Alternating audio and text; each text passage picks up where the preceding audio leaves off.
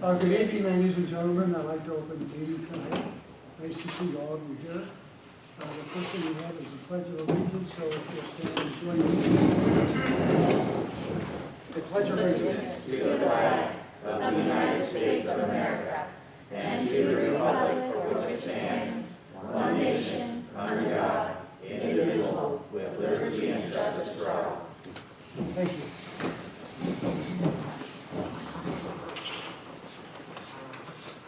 First, we'll have the approval of the agenda, please. I'll make a motion that we approve the agenda as posted. I'll second that. I move the second that we approve the agenda as posted. Any discussion on that?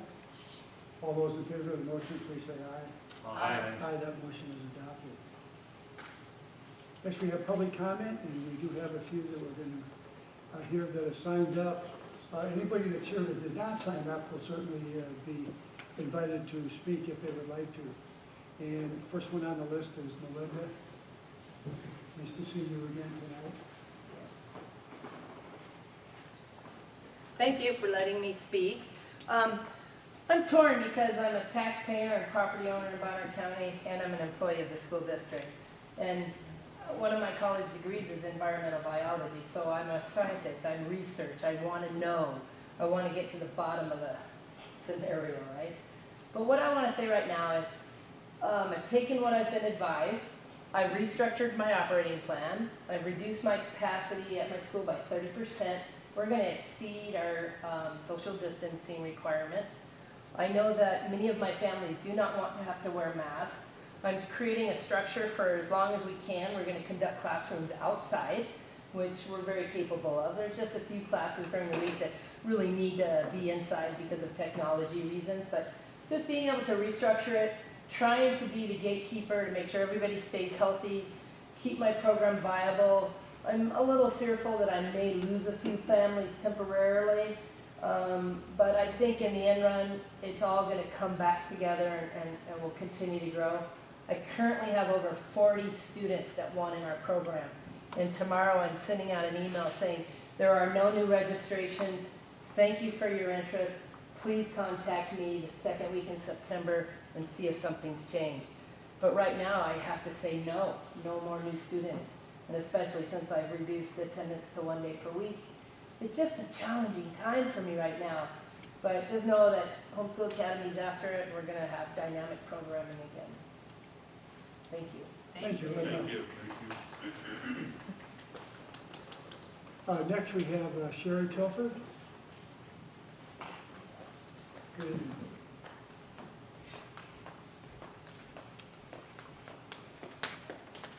Good afternoon. I appreciate this opportunity to address the board and the community who's here and who might be watching. I am a homeschooling mom and a part of the Homeschool Academy, both as a parent and former staff. I think the existence of the Homeschool Academy is a perfect example of the responsiveness of this school board to the community needs, and I can't even express how appreciative I am that my child gets to hang out with other kids who are also homeschooled in a way that I wasn't sure I could have put together myself. I am sure. I could not have put it together myself, so I appreciate the existence of it. And now I'd like to ask the board to respond to the community's need at this moment as well. The school board, as far as I can tell, gets guidance from the Panhandle Health District, which gets guidance from the Centers for Disease Control, which is a national organization that gives national guidelines. At best, the CDC is a bloated bureaucratic government organization. At worst, it's a fraudulent pawn of the pharmaceutical industry. National guidelines for a nation of over 330 million people can't possibly cover everyone adequately or appropriately. Bonner County has just over 40,000 people in its population. That's 2.5% of all of Idaho, which is a very large state to begin with. Less than 1/10% of the U.S. population resides here in North Idaho. A national guideline is not appropriate for a small rural town.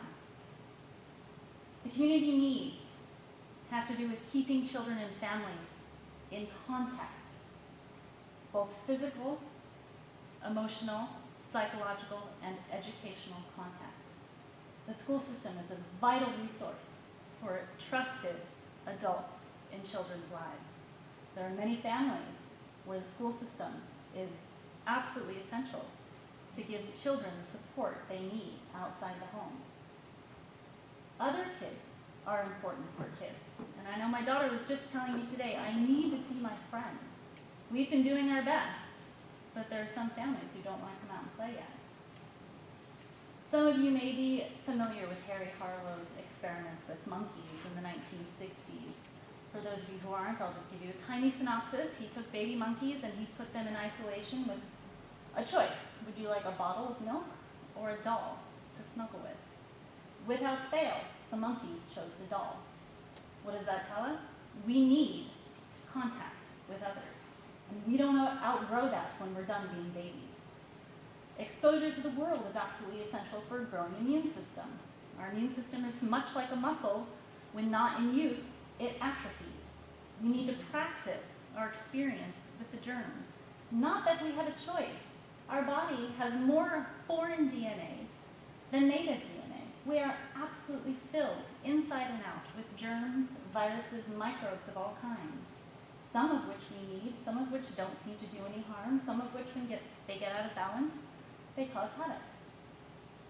Louis Pasteur was one of the founders of the germ theory of disease, which I will point out is still a theory and not the only one. But there's an awful lot we don't understand about disease. He admitted on his deathbed that Antoine Béchamp was correct and he was wrong. The terrain is everything. The germ is nothing. It has to do with what's going on in your system, not what's going on in the world around you. We each are responsible for our own health. We can't expect anyone else to take care of us. There's an insanity sweeping the globe right now that's threatening our way of life here. I live in North Idaho not only because of deep family roots, but because this is a place where I have the freedom to think and live the way I want. As long as I'm not harming anyone else, that's fine. And I like it that way here. It's not like that everywhere. I was initially worried about this pandemic, for lack of a better term. And I actually reached out to Tom Albertson by email and said, we need to pause what we're doing here and get more information. I have had the time to get more information. I've sifted through the haystack of misinformation and lies for the tiny needles of truth. I sought the board's guidelines today. I looked them up on your website. And I want to remind you of your guiding principles, that you use measurable data and research to drive educational improvement. So let's talk about measurable data for just a second. Excuse me, we normally limit to 3 minutes, and we've gone well over that, so if you could just kind of wrap it up in the next few minutes. Okay. Thank you. The data is, there is no threat to us. The data is, this is fear-based mind control at its finest. The data is, fear is bad for the immune system. It's bad for children, it's bad for families, and it's bad for communities. In 10, 20, 30 years, when your children and grandchildren look at you and say, what did you do when the world went crazy? Will you say, I was just following orders? Or will you say, I stood up for what was true and good and right for me and my family? And one final question for you. Who benefits from the shutdown, and where does it end? I very much appreciate your time. Thank you.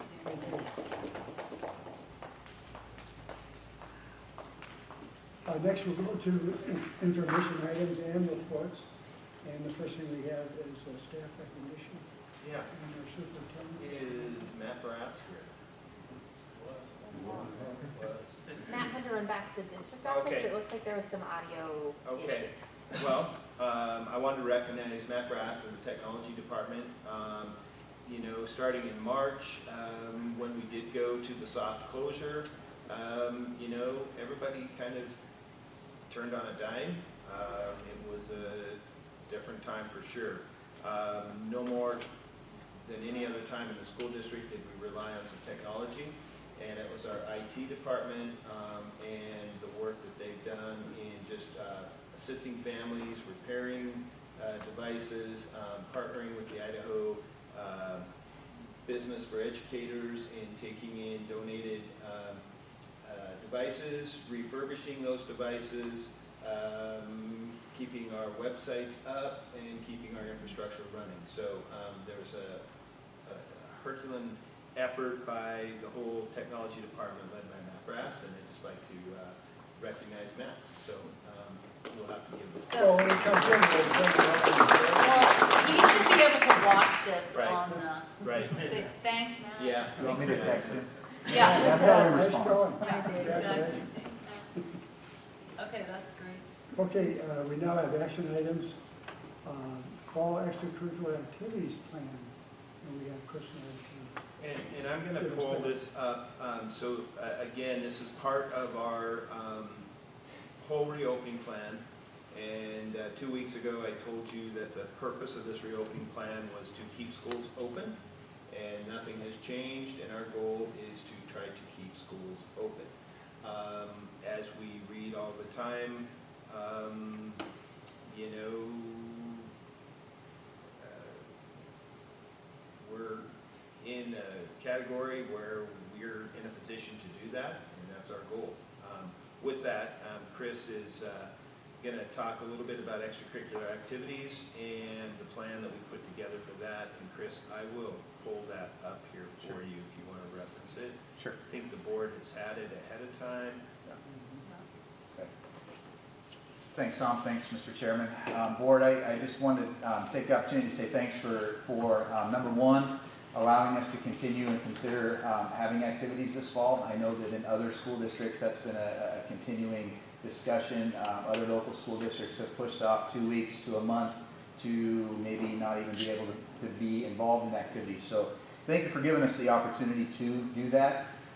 You know, they started yesterday. Today was our second day. You know, a little bit off the topic of the actual COVID plan, but our numbers are off the charts. We've got lots and lots of kids out participating. The vast majority of the parents that I spoke to over the course of, you know, essentially April till yesterday were very much in favor of participation and getting out and trying. So thank you for letting us do that. I don't think I will go page by page through this. I know you all know how to read. I know you're all highly educated. You know, some of the highlights I think are important to note. There are some sports, some activities that could potentially have a higher ability to pass infection between one person and another. We took that very much into consideration in building this plan in conjunction with the 52-page document of guidelines from the Idaho High School Activities Association, the National Federation of High Schools, our local health departments, and also pairing with our reopening plan. I tried to align it as close as I could to our reopening plan, so it wasn't something different. Most local school districts, particularly the ones in our conference, both the conference that Clark Fork plays in and the conference that Sandpoint High School plays in, have very similar plans. So I think that was a big push regionally, so that if we are able to continue, if the Idaho High School Activity Association allows us to continue, we will have like plans traveling to Lakeland, Moscow, Coeur d'Alene, Wallace, wherever it may be. So that wasn't, you know, a Sandpoint High School or my effort. That was a regional effort across the board in an attempt to get going. As you know, the Idaho High School Activities Association did allow us to start. I spoke to both the assistant director and the director today. The intent, even with some of the things that are going on in Ada County and other places, is to continue that. You know, I know that there's been lots of thought, you know, with what's happening in the collegiate activities or athletic world recently, even up to today. As of 5 o'clock tonight, there's no change on the Idaho Activities Association plan. So one thing I did want to hit on that we are working through is the idea of the PODS practice plan. That's a huge change. It's a huge change in a number of different sports, and just think in your mind, football, how do you pod football? The answer is we're working through that, and they're in their pods currently.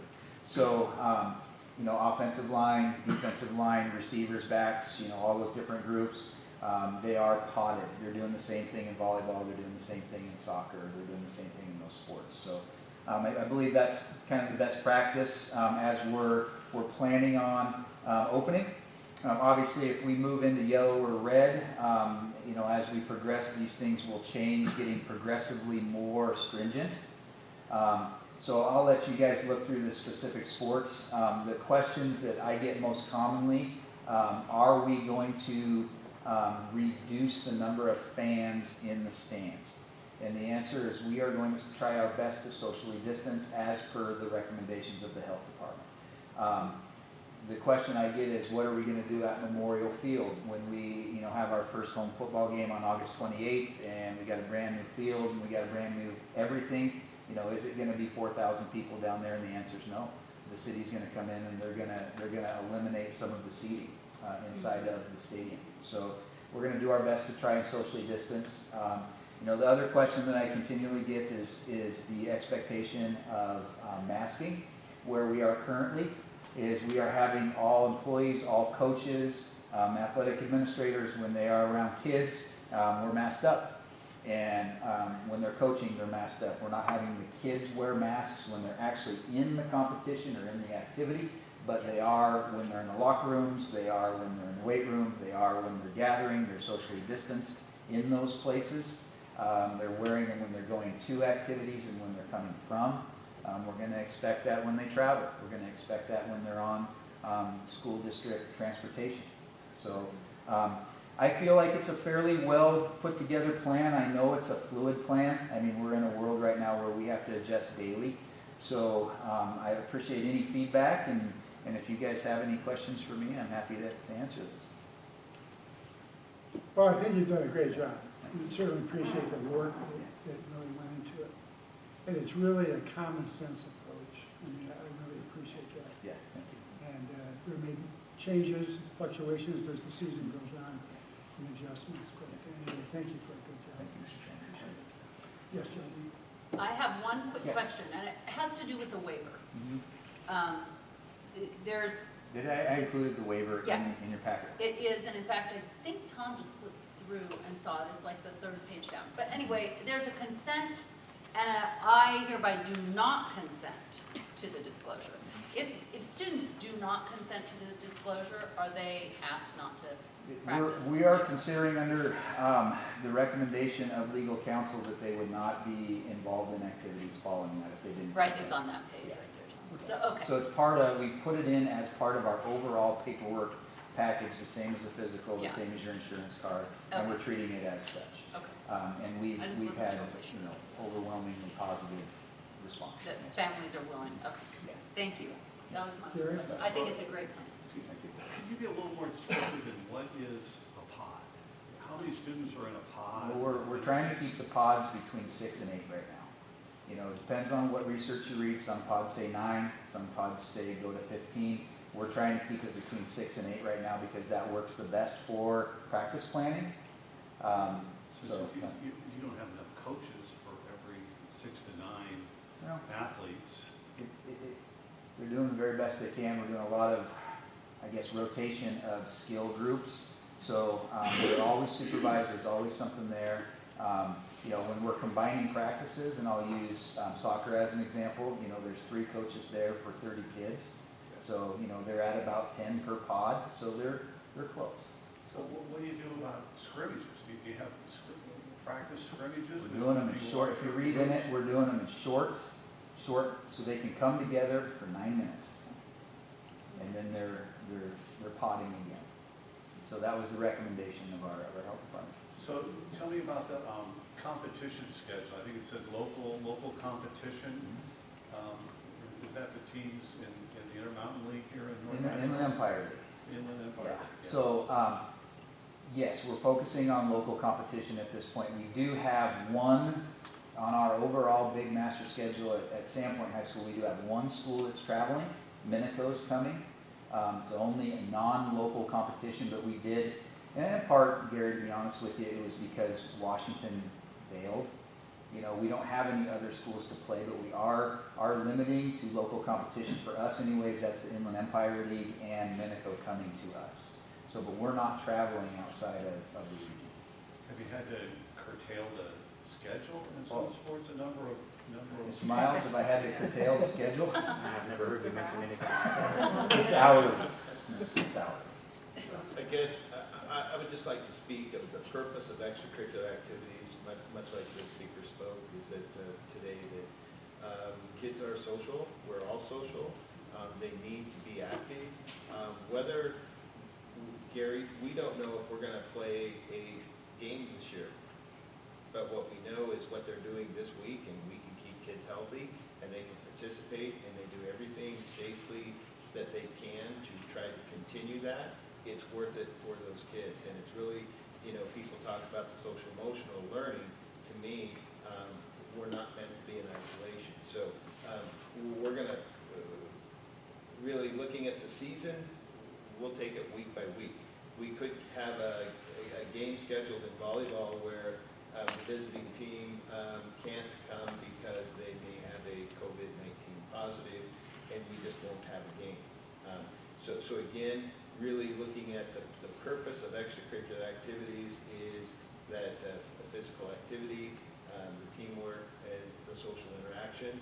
If we get to competitions, that will just may happen, may not. We really don't know. Okay, Larry, give me one more question. Could you address non-athletic activities? Are there any other provisions for them? There's a bunch of them in there, yeah. So one good example is we are at a conversation with our esports director, and that's a non-physical club that we have, and they're proceeding on. They're going to be physically distanced. Our clubs at the high school are proceeding on. They're going to be physically distanced. So everybody's been addressed inside of the policy. There's going to be some adjustments made for sure, but I guess at the end of the day, we're trying to put things together to give kids as many opportunities as they can. One thing that I didn't address, and I should have, and just so that you guys know, when we do travel, if we go to Kootenai County, if we go to Latah County, if we go inside of Moscow, our activities will obviously respect what the mandate is, say in Kootenai County or the city of Moscow, which is different than what we have in Bonner County. And we ask that teams that travel here do the same for anything that may come into place here. And the response has been overwhelmingly supportive. Absolutely, we want to play games, we'll do what we got to do to do that. Okay, thank you. Okay, thank you very much. Very good presentation. So, Thank you. if I understand correctly, we'll make a motion to approve that. Yes, I'll entertain a motion to approve. I would make a motion that we approve the fall extracurricular activities plan as presented by Chris Knowles. I second that. It's been moved and seconded that we approve the fall extracurricular activities plan as presented to us. Any further discussion? All those in favor of the motion, please say aye. Aye. That motion is adopted. Next, we have the transportation program. And that is a document and a half, let me tell you. I come prepared for Gary's Yes. questions. So, good evening. Good. So the information I'm going to give to you now with the transportation program, I know all of you are very familiar with it. I presented it last year. Very little has changed, so I'll just briefly go through it. I'll summarize what I feel is important to make that might have changed since last year, and then I'll entertain any questions if you have any. So the bus routes, we're still running 35 bus routes this year. That hasn't changed. Nothing really significant. When I went through this, I know you can see the number of students projected. I really don't know how to project that right now. I really don't. So I'm just basing off of last year's, and then we'll just see after as we do student counts how that looks over the first month. So, but the mileage will still, we plan for that to be the same. So all those routes will remain the same. The bus routes summary, all of that is the same as last year. The safety busing areas, we evaluate that every 3 years. The last time we evaluated that was May of 2019, so we will not evaluate that until next year. All of that was done and approved last year by us, and the State Department approved it.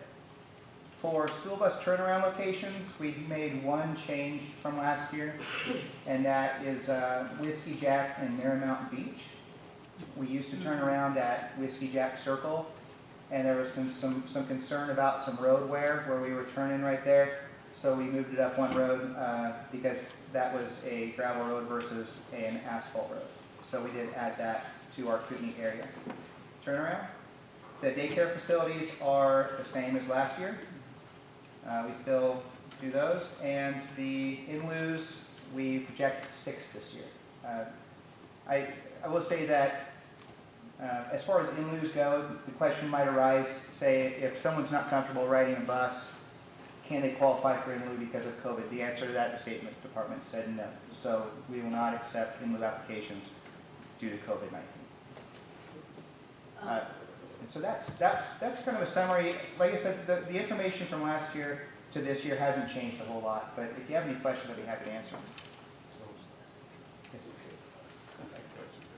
Can you talk about the health and safety protocol on the buses? Sure. It was part of Tom's plan. So as far as our safety protocols this year, what we have in place, or what we're going to put in place, I don't know if you remember, at the beginning of last year, we started using an electrostatic sprayer to try to reduce the flu vac. It was actually meant for flu. So we kind of got a little bit ahead of the power curve there on disinfecting the buses. So we already had a bus disinfection program.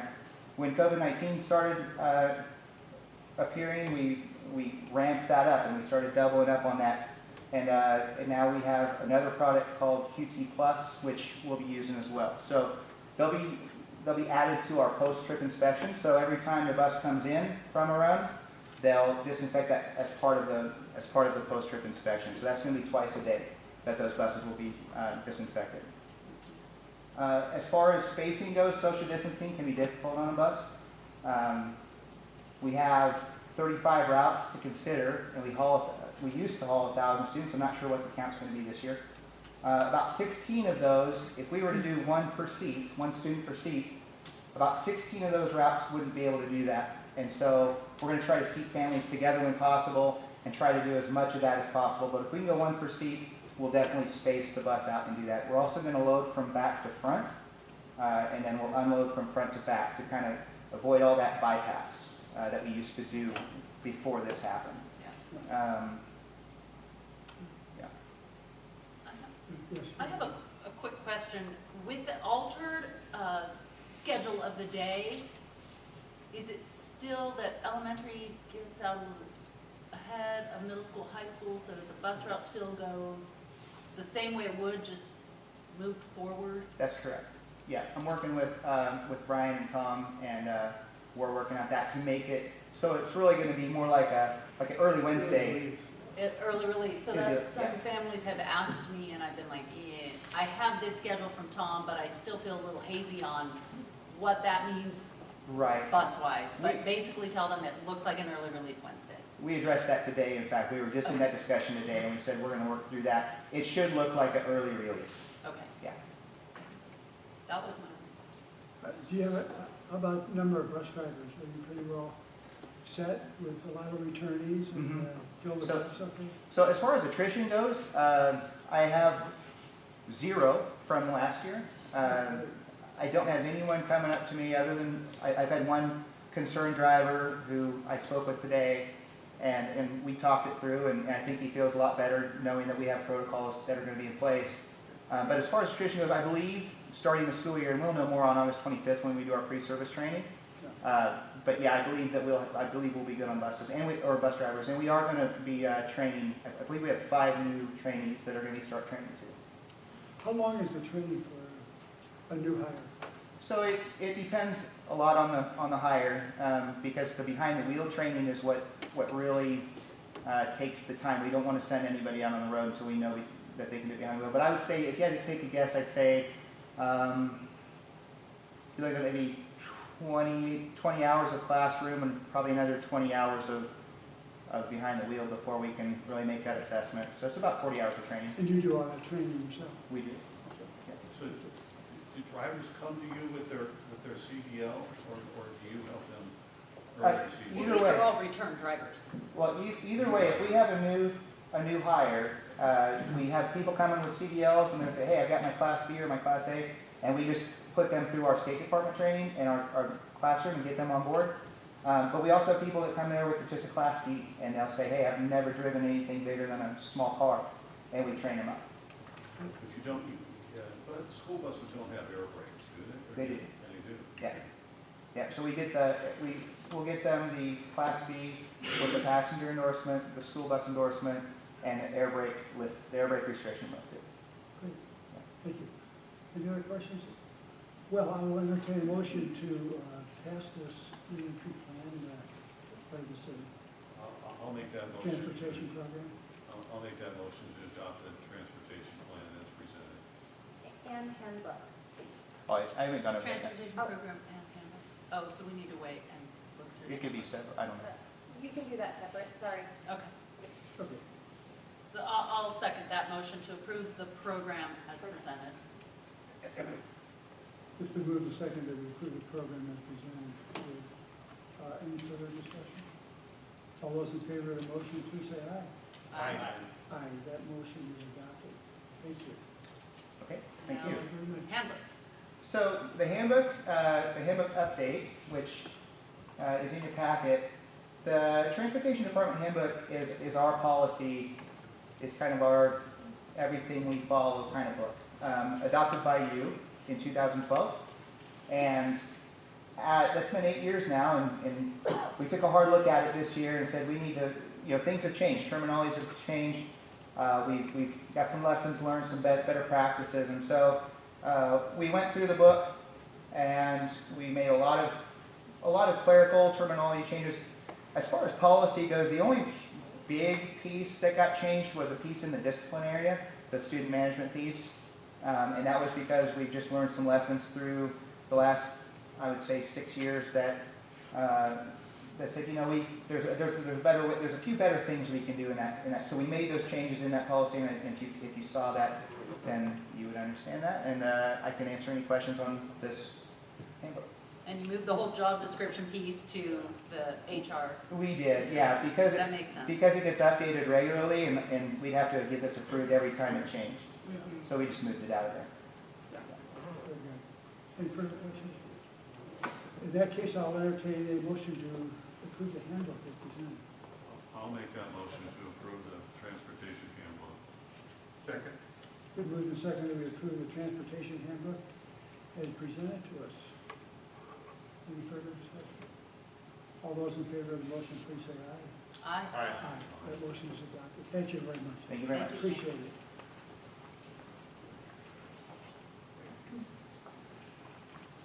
The next thing we have for the board is a resolution 2102-21-01 in response to the COVID-19 emergency. And that's our superintendent. Right, so what we're asking you to do is to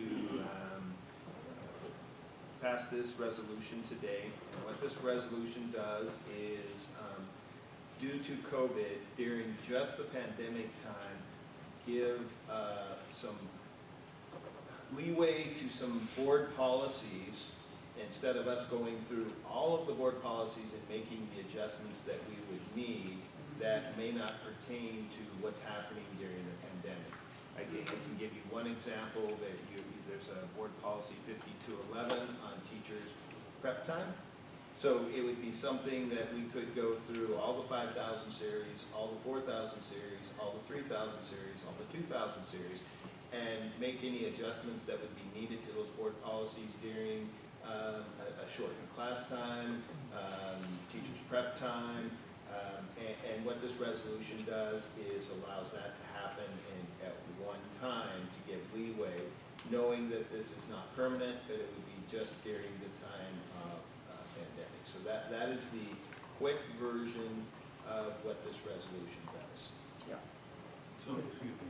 Yes. We're not changing the policy, we're just suspending the policies temporarily? Is that what you're saying? It's not suspending them.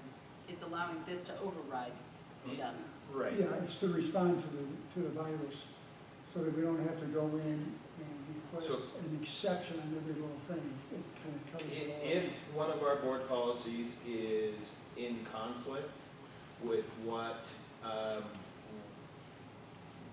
we have in our reentry plan, this would allow this to allow for our reopening plan to occur rather than going through every board policy and making every adjustment that keeps it in alignment. So do we have to rescind this at? Yeah, that's in item 7. It says until lifted or amended by the board. So it would come back to us to say, hey, we're finished with this set of structure as outlined in this plan, right? Am I correct? We would have it would come before us again to lift it. Correct. So it's a It's for the 20. temporary plan. Yeah. It's not indefinite, it's applied to the 2021 school year. Special circumstances. Yeah. Until amended or lifted. I'm imagining that this is something that's in place in most school districts Yes. Yeah. to prevent just this sort of cumbersome paperwork. Yeah. I would make a motion that we approve this resolution 2101 in response to COVID-19 emergency. Second. It's been moved and seconded that we approve this resolution 2101 as stated. Any further discussion at all? Since this is a resolution, we'll have a roll call vote, please. Roll call vote, trustee Williams, Aye. trustee Superger, Aye. trustee Decker, Aye. trustee Lewis, Aye. chair Kelly. Aye. And that motion is adopted. Unanimous vote. Thank you. Next, we have the school reentry plan. And Right. to our And superintendent. I'm not going to take time. 2 weeks ago, we went through this very thoroughly. All I'm going to do is tell you the additions to this plan as it was being completed. And so at that point in time, then I would entertain any questions you may have. So at the time that I presented 2 weeks ago, we were not complete on our food service. And if you had an opportunity on our nutrition service bullet, we basically have our plan as far as our sanitization, face shields, taking care of our employees. Each building will also have an individual food service plan. There were 3 things that came back from Panhandle Health that they felt we needed to address in our plan. One was to update our emergency crisis plan, and we have now since done that. The other was to make sure that we have looked at our ventilation systems in all our buildings. We do that annually anyway, but we now have that in our plan where Matt Heel does go into the ventilation systems and double checks that. And then they wanted to know also about checking for the water, but that was also done also. So those were 3 suggestions from Panhandle Health in addition to the food service. And then as Mr. Knowles presented, we put the extracurricular activity in here. Other than that, nothing else has changed from the plan that was presented to you 2 weeks ago. But I definitely would take the time to entertain any questions you may have or clarifications. Board, any questions? No, other than to say that this is very accessible on the website, so just for those who are listening. I have no questions. Do you want a motion to approve this as amended? Or do we need? Wait, remind me what you said, Tom. You said that you completed the nutrition piece and Nutrition, we added the extracurriculars and Yeah, added in which we here. just heard, And then and there then- were 3 things, so we sent this plan to Panhandle Health Yeah. for their, and on the checklist, number 1 is they wanted us to have our crisis response plan Yeah. updated. So we have our crisis response plan, which includes our evacuation, our fire drills, our, all those drills that we have, which we are getting some leeway, by the way, in the sense that we can conduct a fire drill in a much smaller manner. But we did not have in our crisis response anything about COVID-19. So we've Yeah. added a section in our crisis response plan for that, which again is communication.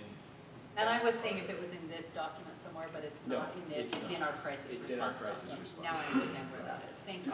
Yeah, and then they also wanted to About make sure the that. the ventilation. Ventilation. Yeah. Okay, I understand now. Yeah. So do you need board action on this? Is my question. Correct. Yes. And I would make a motion that we approve this COVID-19 school reentry plan for 2021. For school year 2020, 2021. Second. It's been moved and seconded that we approve this reentry plan for 2020-2021, as stated. Any further discussion? Yeah, Mr. Chairman, I'd like to request a roll call vote on this. Oh, we certainly can do it. Okay. Any further discussion? Okay, roll call. Roll call vote, trustee Williams, Aye. trustee Superger, Aye. trustee Decker, Aye. trustee Lewis, Aye. chair Kelly. Aye. Thank you. And that motion is adopted by unanimous vote. Next, we have the consent agenda. We'll entertain a motion to approve that. I would make a motion that we approve the consent agenda. Second that. It moves and seconded to approve the consent agenda. Any discussion on that? All those in favor, please say aye. Aye. That motion is adopted. We're down to information and reports and announcements. I guess, one announcement, and maybe this is connected to the reopening plan, but, you know, you are in a position that will be deciding which category we're in the state's reopening plan, whether that be category 1, which equates to green, category 2, which, you know, and so I just wanted to give you an announcement that that information will be updated on the Panhandle Health District's website, here located, and it's by county. And on Thursdays, this will be updated, and you can see the 5 northern counties are in category 2, the yellow, which means if we were to start school today, we would start in our yellow blended learning. So, I know we have a school board meeting in 2 weeks. We will be checking the category again. So Probably green, probably green. I would hope so. That would make me very happy. if there is a change one way or the other, is there board action required? Are we just taking straight from Panhandle Health? I thought we were No, meeting to discuss it. You will be making the decision. We Yeah. will, You'll use this as guidance. Gotcha, Yeah. thank Yes, you. this So is it would all- require a meeting of the Yes, board to make it. correct. Okay. This is only guidance. Okay, very good. Any other announcements? No, I think that's what I have for today. Andrew, do you have anything for us? Nothing, thank you. Anybody else? Lynn, anything else for us? Anybody else? Matt's back. Oh, Matt? Yes. Thank Oh, we you, did have Matt. He did sneak back in, did he? Come on up there, Matt. When you weren't here, we said all these nice things about you and your department. We We do knew you appreciate, jumped out. we do appreciate all the work that you do, and especially in these, you know, Unusual. unsettled, unusual times. You know, even looking at our learning management systems, Schoology and Google Classroom, we're really looking at our tech department to really help us out. So Yeah. much appreciated. Thank you so much. Appreciate it. Yes, anybody? In that case, we'll stand adjourned. Thank you very much.